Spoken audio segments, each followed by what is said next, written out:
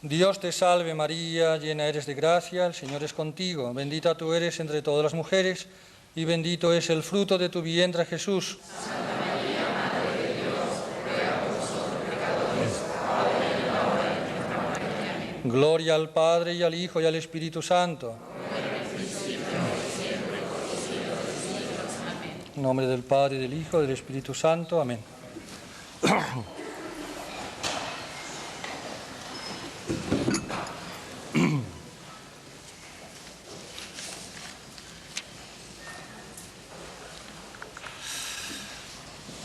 Señoras, señores, muy amados hermanos todos, en Cristo nuestro Rey.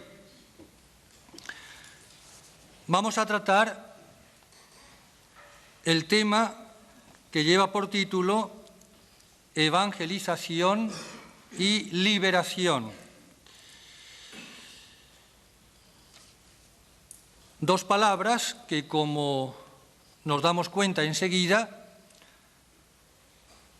se relacionan intrínsecamente. Quiero decir que el Evangelio, evidentemente, es de por sí liberador. Pero como hoy día, o desde los últimos tiempos, se han ido elaborando o desarrollando ciertas teologías llamadas, como sabemos, teologías de la liberación, conviene que tengamos ideas claras y que precisemos bien los términos y, sobre todo, que analicemos estas llamadas nuevas teologías, entre comillas, de la liberación. Esta palabra, liberación, no es nueva, es tan antigua, diría, como el Antiguo Testamento. Una palabra que de suyo está bien empleada, es buena, diríamos, pero que ha llegado a ser un tanto equívoca o ambigua e incluso empleada tendenciosamente. Podemos decir que este concepto de liberación es como uno de los signos de los tiempos. La Iglesia también habla, naturalmente, de la liberación, el Papa, pero tenemos que distinguir enseguida, ya de entrada, entre una teología de la liberación en el sentido ortodoxo de la palabra, lógicamente en el sentido, diría yo, tradicional de la palabra, conforme a la doctrina del magisterio oficial de la Iglesia, en el sentido, concretamente, dicho de otra manera, como la utiliza el Santo Padre, el Papa. Por el contrario, en un sentido diametralmente opuesto, la liberación en el sentido o en el lenguaje marxista. Saben cómo el marxismo se presenta también como una ideología liberadora, pero claro, liberación en el contexto de la lucha de clases, de la revolución, de la toma del poder y, desde luego, siempre con un sentido marcadamente ateo y anticristiano, anticatólico. Y en tercer lugar, y esto es lo que vamos a subrayar en esta conferencia, estas llamadas, en plural, teologías de la liberación, que sin ser formalmente o sin presentarse oficialmente, diríamos, como marxistas, pero tampoco son, desde ninguna manera, ortodoxas, ni mucho menos. De tal manera que pretenden ser no solamente católicas, sino como una novedad, una originalidad, un aporte, un avance, un progreso dentro del campo de la teología católica. Basta hacer notar, por ejemplo, que estas teologías han sido o son elaboradas por sacerdotes o religiosos católicos.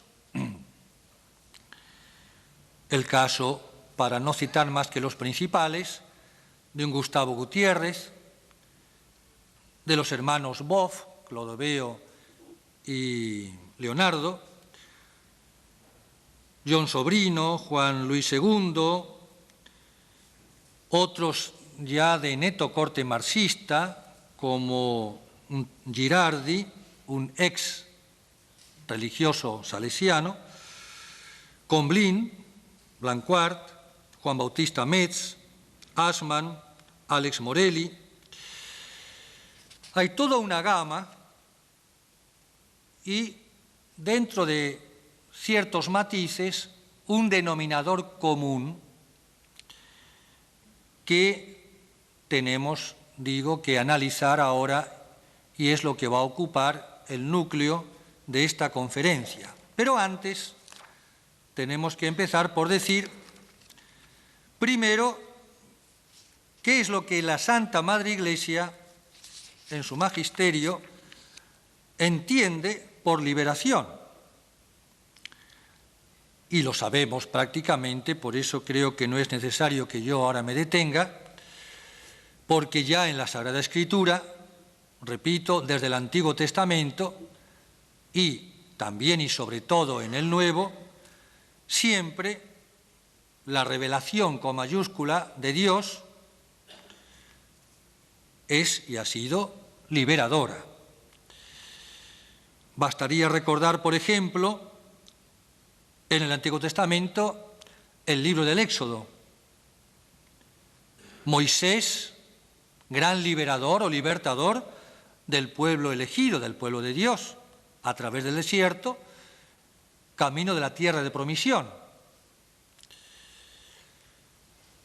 Como Moisés libera al pueblo de los pueblos extranjeros, paganos, concretamente del faraón.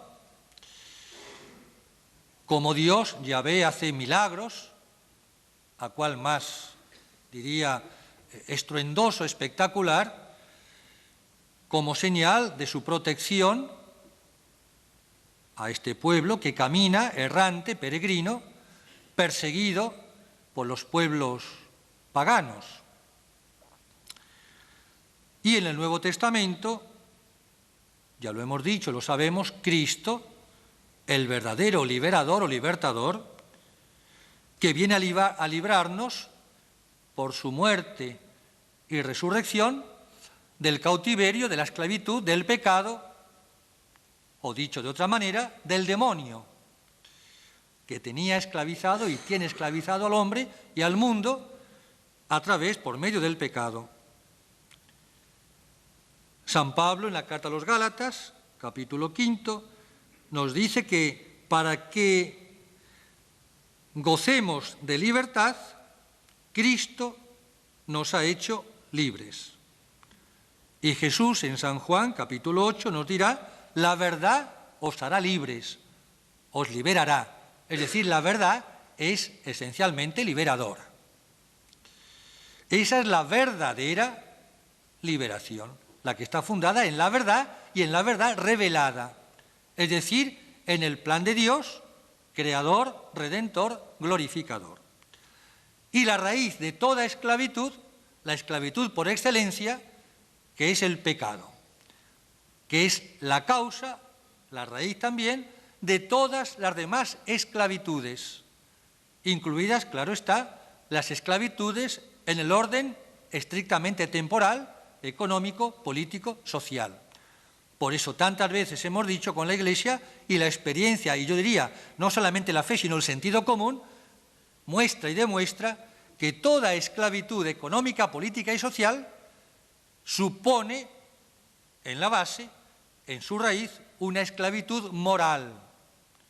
O dicho de otra manera, que todo problema económico, político o social presupone un problema moral, el cual a su vez presupone, en último término, en definitiva, un problema religioso. Un problema religioso. De la manera o del momento en que el hombre se independiza, se libera de Dios, se libera de su ley, ya sea natural, ya sea revelada, divina, sobrenatural, entonces el hombre es esclavo de todo género de esclavitud. Así pues, el Evangelio es esencialmente, directamente liberador.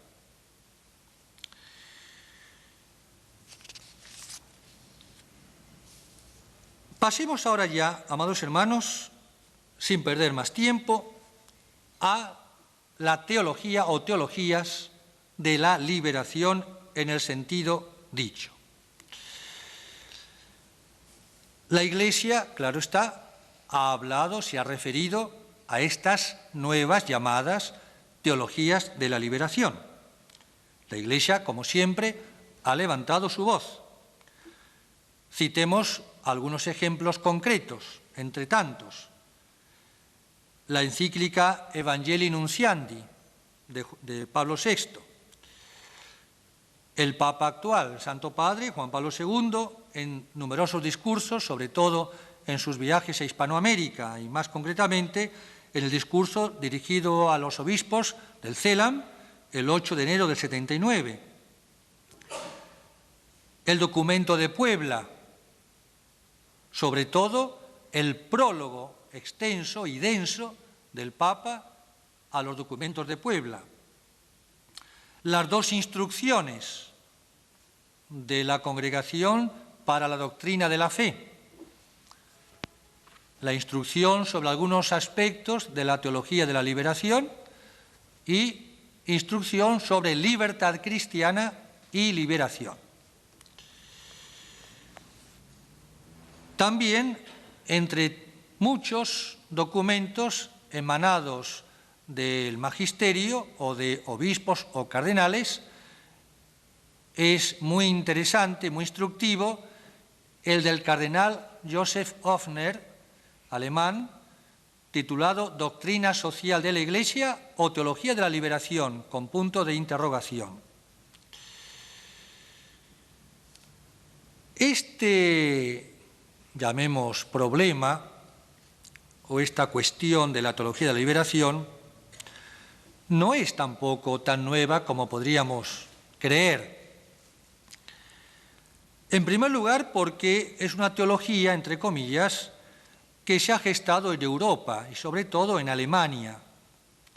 Basta conocer un poco y adentrarse en los escritos de estos principales teólogos, concretamente Leonardo Boff, ver las citas de sus libros, casi todas, en gran parte, provienen de autores europeos, repito, y concretamente alemanes, lo cual no ocurre por casualidad, como veremos enseguida, tiene su explicación, ¿verdad?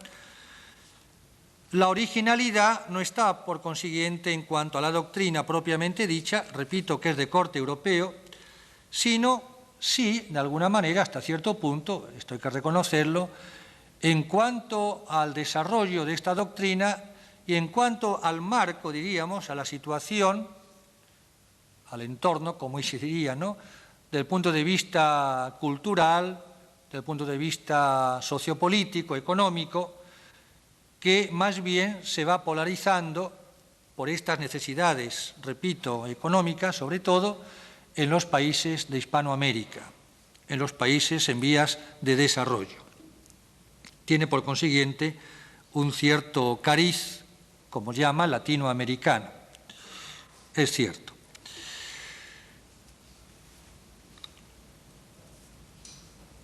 ¿Hay algo positivo en esta o en estas teologías de la liberación? Sí, siempre hay algo positivo, ¿no? Lo digo en honor a la verdad, incluso también porque nos puede ayudar a tomar conciencia de algunos puntos en los cuales estos teólogos insisten, y aunque no sea más que para que no diga nadie que el padre Torres Pardo es negativo y todo ve negativo y no reconoce nada positivo. Vamos a ser siempre objetivos, ¿no? ¿Qué hay de positivo en estas teologías? Pues el señalar y el acentuar y el llamar la atención y el gritar, y es comprensible, un hecho subrayado que clama al cielo. Un hecho que clama al cielo. ¿Cuál es este hecho? Y lo sabemos. Las situaciones de injusticia y, en consecuencia, de esclavitud en el orden económico, político, social, cultural, que hay en el mundo en general, sobre todo en ciertas partes, en ciertos países, como los nuestros, que están más o menos en vías de desarrollo. También esta toma de conciencia de estos teólogos sobre la despreocupación de no pocos, sobre todo católicos, cristianos, por los pobres, los oprimidos, los marginados de muchas maneras. Es cierto, es cierto.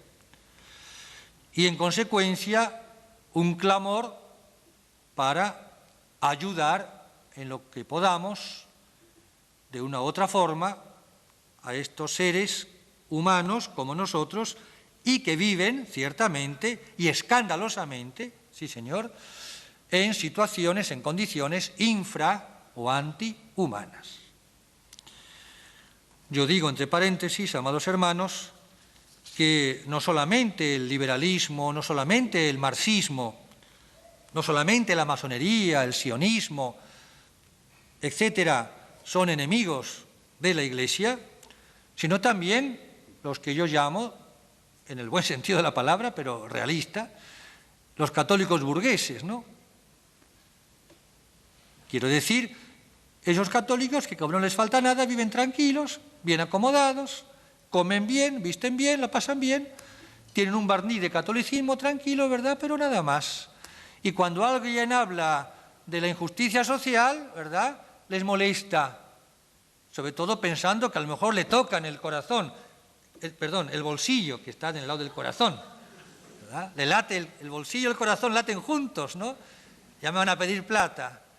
Viven muy tranquilos, ¿verdad? Mientras hay gente que se muera de hambre y se muere del analfabetismo, etcétera, etcétera, de tantas lacras sociales como sabemos y conocemos. Y entonces, estos católicos tranquilos, cómodos o acomodados, burgueses, ¿verdad?, que no quieren que les toquen el bolsillo y que quieren que no a nadie les moleste y les inquiete de su buena vida, entre comillas, cuando alguien, repito, señala con el dedo o se indigna y clama en favor de los necesitados, de los pobres o de los que sufren cualquier injusticia, ya piensan y dicen, ese debe ser marxista, ese debe ser un comunista.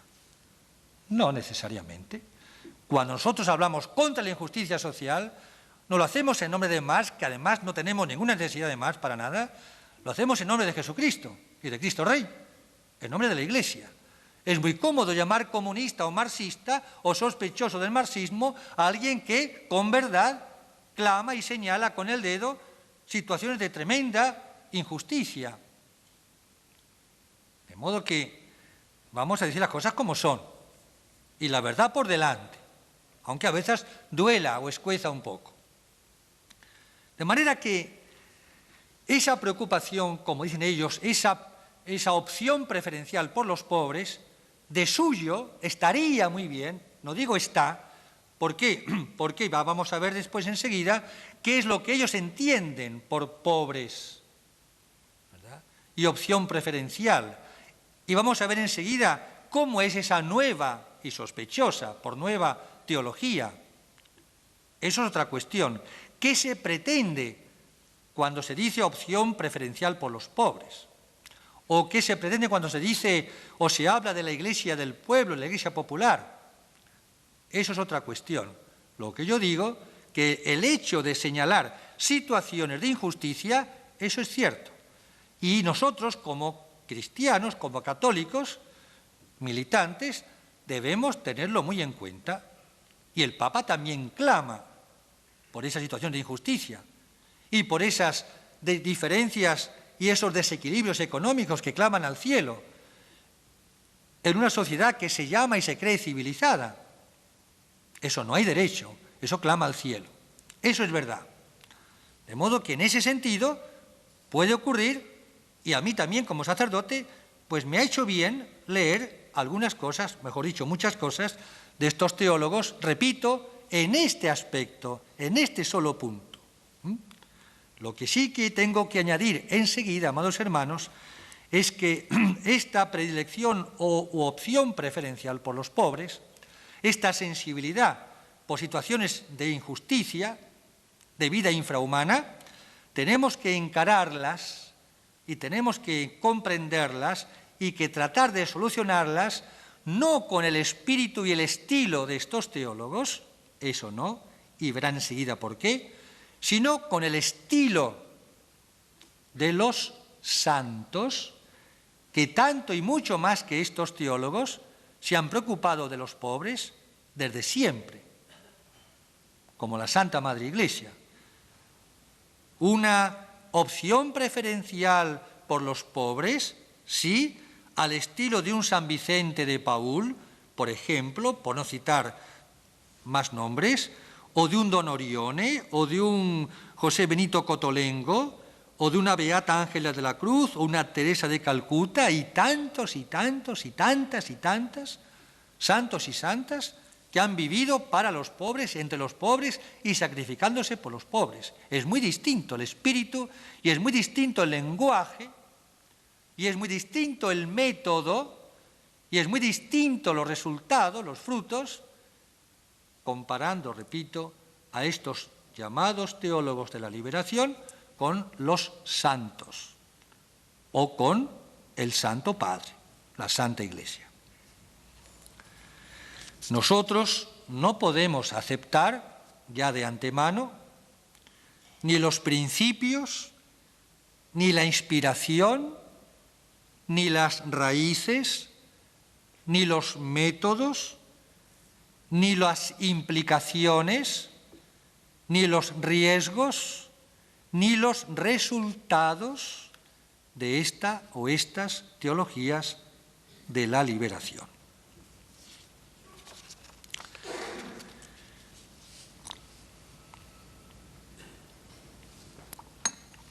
Comencemos ya, entrando de lleno en materia, es decir, en esta teología de la liberación, por ver qué significa, qué entienden ellos por teología.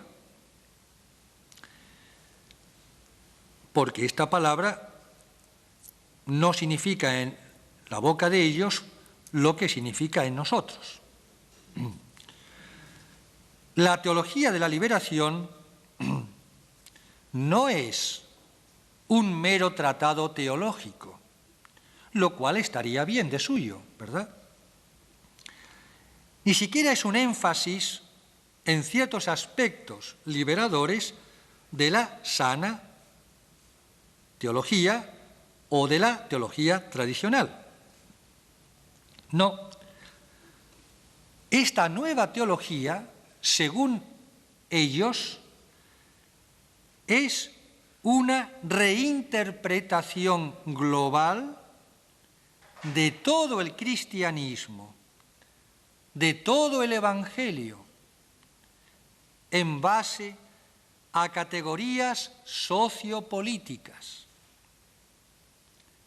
Es como una nueva gnosis, una ideología hija del modernismo, veremos después algunos antecedentes, con un vocabulario y una cierta apariencia de ortodoxia, de buena doctrina, incluso con citas de papas o de concilios, por supuesto de la Sagrada Escritura, e incluso hasta de algunos santos, salpican con ciertas citas esa teología para dar una apariencia de ortodoxia, para confundir y engañar y poder introducirse, sobre todo cuando falta discernimiento. Sus teólogos se cuidan bastante, se cuidan entre comillas, para no manifestarse tal como son, lo que ellos piensan en el fondo, de la manera que no parece a primera vista tan grave, tan alarmante, tan peligrosa dicha teología. Es una extraña mezcla de medias verdades aptas, repito, para seducir, para engañar a los incautos, los ignorantes y sobre todo, diría, a los resentidos, socialmente hablando. Es una teología empírica, puesto que sus categorías son sociopolíticas. Es decir, digámoslo de una vez, amados hermanos, no es propiamente hablando una teología. La teología es la ciencia de Dios. La teología es ver las cosas a la luz de la revelación divina. Ver las cosas e interpretarlas como las interpreta el mismo Dios. A través, claro está, de la Santa Iglesia, infalible, con su autoridad, con su magisterio, su tradición, revelación que, como sabemos, por la fe, está depositada en la Sagrada Escritura, palabra de Dios, y en la tradición oral, los santos padres de la Iglesia. Ellos no encaran así, no elaboran así de ninguna manera, para nada, todo lo contrario, su nueva teología.